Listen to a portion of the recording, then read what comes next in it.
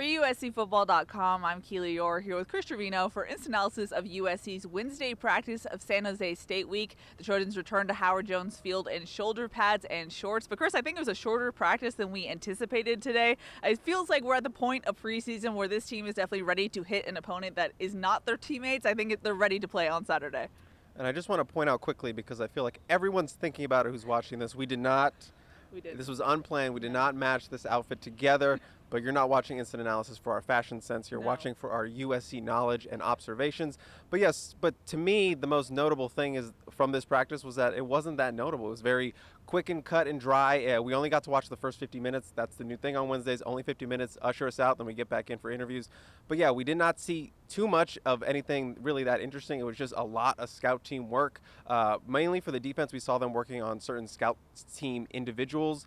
We saw the safeties working with route tree combinations that they possibly are going to see on Saturday. And then linebackers were working on shedding blocks at the offensive line, or with coverages, what they might see with the tight ends, and then defensive line working on shedding blocks. Cornerbacks were working on shedding blocks too with the wide receiver blocks and then making a tackle. So just a lot of like minor detail stuff. And yes, we talked to the defensive players, especially them. They're ready to hit somebody else, yeah. And they said as much. They're ready to have a game on Saturday, and we're ready to watch a game on Saturday. Yeah, we definitely are. One of the notable things from practice, though, was Ishmael Sopsher, the defensive tackle. He came out not dressed out, and he had a sleeve on his right knee. It looked like he took a setback in his health. Now, he did have surgery for compartment leg syndrome, but this looked like a separate injury, so we'll get an update from Clay Helton tomorrow on Thursday. But that looks like a bad step for him in that sense. What other injury updates did you see today? The only other notable one we have is probably the running back, Darwin Barlow. I mean, he was pulled out of practice yesterday. Clay Helton said that the hamstring was a little bit tight, so it was a pull for precaution. He did come out dressed out in shells and cleats, and he appeared to do team warm-ups, but then we did not see him after. Again, only the first 50 minutes, so we did not get to go up top, and we couldn't really see Rehab Island. But our assumption is that he was down on Rehab Island doing some rehab work.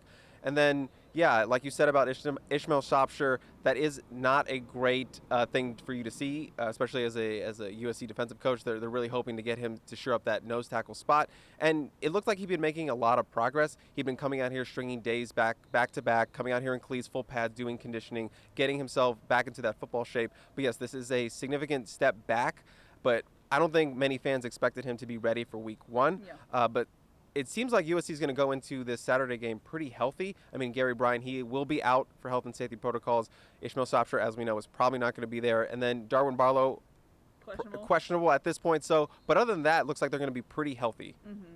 We got to talk to defensive coordinator Todd Orlando today about what he expects to see from San Jose State's offense on Saturday. And he mentioned quarterback Nick Starkel and how he looks comfortable. You know, he obviously has SEC experience, and he looks like a guy who's not forcing it. He said he's having a lot of fun out there. And Orlando said he basically wants to stop the fun for Nick Starkel. He said he wants to make him uncomfortable. How does USC do that on Saturday? Right, if you're watching the film, you can tell a QB is having fun. It wasn't a great day for the other side of the ball, so definitely do not want that to happen. Starkel sparkled in his week 0 performance. Sorry, I caught you with that one. He did. He threw for nearly 400 yards, 5 touchdowns, 4 through the air, 1 rushing. He has a big arm, so they expect them to take some shots down the field. But the first way you get a QB uncomfortable is move him off his spot, and that will be the job of the defensive line. Obviously, the defensive line is going to be an interesting thing to watch. They have a lot of talent coming back.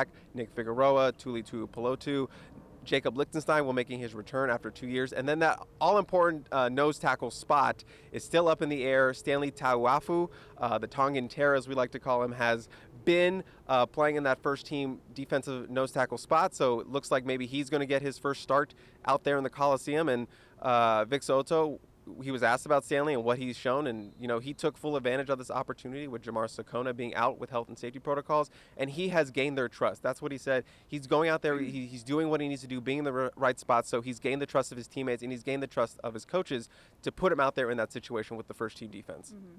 And Todd Orlando confirmed that Corey Foreman will be making his Trojan debut on Saturday. But the question is, how much will he play? I know the playbook is something he's been trying to get since he arrived on campus, but it sounds like right now they're going to use him in certain situations.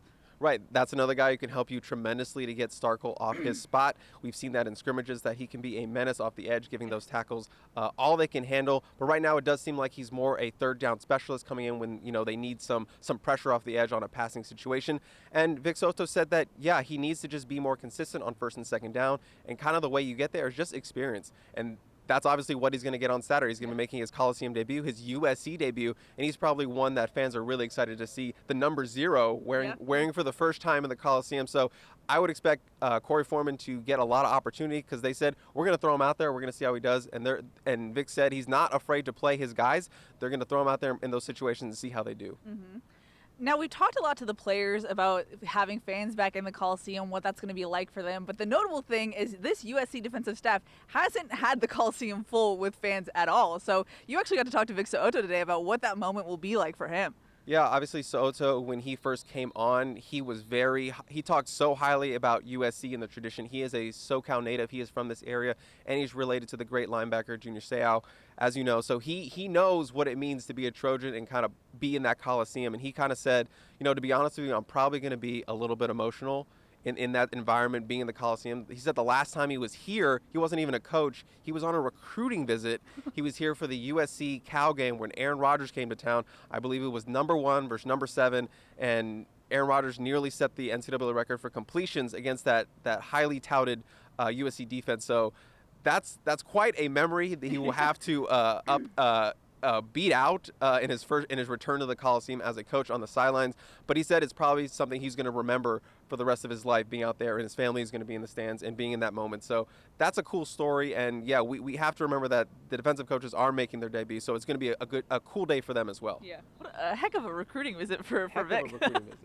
Now, talking to safeties Isaiah Polamau and Chase Williams, even Craig Nivard, the safeties coach, the word or phrase that kept coming up was fundamentally sound. And they said that that's something that they weren't too sure about heading into the 2020 season, just because they had a rush training camp. They had to install that defense so quickly that they kind of had to figure it out on the fly in 2020. But now they feel better. They have spring camp under their belt. They have a full fall camp under their belt. What are you expecting from this safety group? Right. Isaiah Polamau kind of talked about that too. He said it just feels like everybody is on the same page, from the 1s, from the 2s, from the 3s, because I imagine last year it was more so about just getting the 1s ready in this new system and then kind of worry about it on the fly. If someone in the backup has to go in, you worry about it on the fly. They've had the time now. Everyone is on the same page. You can see that moving in cohesive unit. Everyone knows their role, so that obviously helps with, just making plays out there and communication. And that was also something I was interested in asking Isaiah about, because obviously those safeties play a big role with the communication in this defense. They have to be all on the same page. And he said, and obviously number 15 is not back there anymore. Talanoa Hufanga, a great leader. Isaiah said that, there's some new faces there, but he feels like the communication is really strong now. There's times where, he is as a two-time captain, he doesn't need to say anything because Greg Johnson or Chase Williams are out there putting everyone in position. So that's a great thing. When you don't need one guy out there, you need all your guys being on the same page and communicating and talking and making sure everyone's lined up. So that's something I'm going to be really interested in looking at on Saturday, just seeing the communication between these guys with a new starter back there for Hufanga and Greg Johnson getting back into the mix at nickel. Yeah. Chris, I'm very excited to ask you this next question. I haven't asked this in a long time, and we're back. Game predictions. How do you think this one's going to go on Saturday? I am a prediction man, but I don't usually make game predictions unless I'm put on the spot, and you are putting me on the spot. I am. Yes, welcome to Instant Analysis. So I'm going to go with kind of a similar one I made earlier in the week, but I think it's going to be like a 38-21 USC feel. Okay. That's what I'm feeling. I think the defense, they'll give up a couple scores, but I think they'll get it going later. I think the offense does enough to put up some points, especially in the second half. So 38-21, that's my pick. Mm-hmm. I feel like fans are kind of expecting this to be maybe a cupcake team, but what we've heard from USC's coaches and players, they respect this San Jose State team. They say they're well coached. They're going to present a challenge for them on Saturday. I mean, for the fans, how much should they know about San Jose State that it won't be a cakewalk? Yeah, I mean, I feel like we're setting fans up to for a 10-point win or something like that. But, yeah, this is an experienced team. They're a championship team. They won the Mountain West last year. We've talked about that all offseason. And, the guys said that they can see that on tape. They have that experience. They look gelled together. So this isn't like a team coming in has a new head coach or a new system being installed. These guys know what they're doing. They've been in games. They've won games. They won a championship. So they're paddle tested, and they're not going to back down from these Trojans. So I'm expecting a good game, but on paper, USC has the talent to make this a blowout, and we'll see what happens with that. Mm-hmm. Well, we have a press conference with Clay Helton early on Thursday morning, so we'll get the final updates there. But the next time we'll see you guys is on Saturday after the game. So, Chris, any final thoughts before we wrap this one up?